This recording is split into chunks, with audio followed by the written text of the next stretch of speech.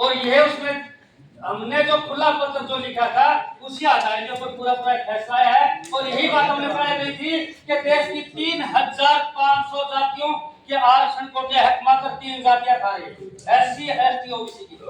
SC का सारा कोटा मेघवाल या पूरे देश में जिस वक्त समान नाम से जाना जाता है उसकी उपजातियां खा रही है।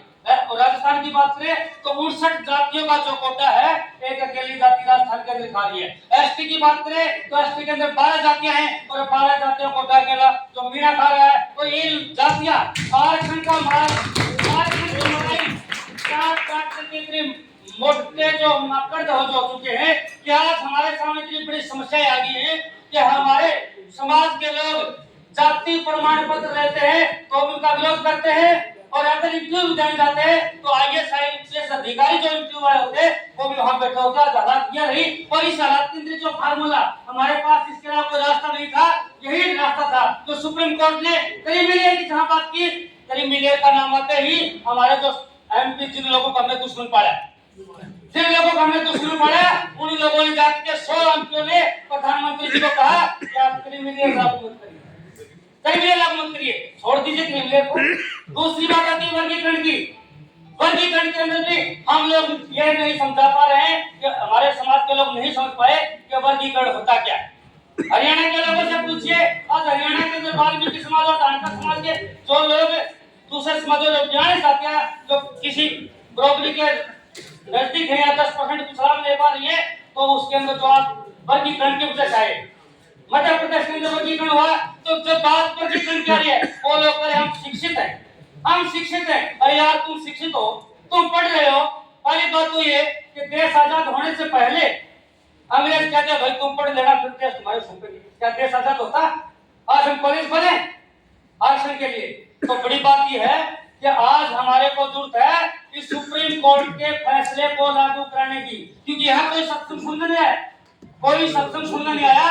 वो पंजाबी में कहते हैं कि उसी रोग तू बकरी मर गई और वही रोग घोड़े में, जिस रोग से बकरी मरी वो रोग उसके बच्चे को है। सभी आरक्षण पीड़ित हैं, इन 3 जातियों के पीड़ित हैं। आप OBC के लोगों मत पूछिए, मूल OBC के लोग वंचित है। इस राजस्थान के अंदर राजस्थान का जाट जहां भी OBC सीट आती है तो उन सब सीटों के ऊपर जाट का कब्जा है। 3 ही जाति 2.5 जातियों ने घोषणा की भारत बंद। कैसे भारत बंद हो सकता है? 2 अप्रैल भारत बंद की जो हम बात थी वो आप सभी जातियों के नाम की दहशत थी। सबको यह था कि सारे के सारे जो भीम प्रेमी सारे दलित जो संगठित होकर के, क्योंकि 2 अप्रैल का जो बंद था भारत बंद जो था वो आरक्षण को बचाने का था और 21 अगस्त का ये जो भारत बंद था ये आरक्षण के माल को बचाने का था, ये बचाने का था।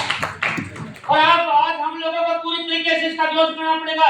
मैं आप लोगों से निवेदन करना चाहता हूँ कि किसी लंबी चौड़ी बात की जरूरत नहीं। आज ये सारे योद्धा युद्ध की तैयारी के लिए आए हैं। हमारा दुश्मन हैवी हो चुका है, हमारे कार्यकर्ताओं के ऊपर, हमारे समाज के लोगों पर, हमारे समाज के नेताओं से ये भीम आर्मी के गुंडे जो है हमला करने लगे। मैं उनकी निंदा करता हूँ। तो हमारे को भी जो इस तरीके से मैदान जंग में उतरना पड़ेगा, खाली भाषणों से बात नहीं होगी।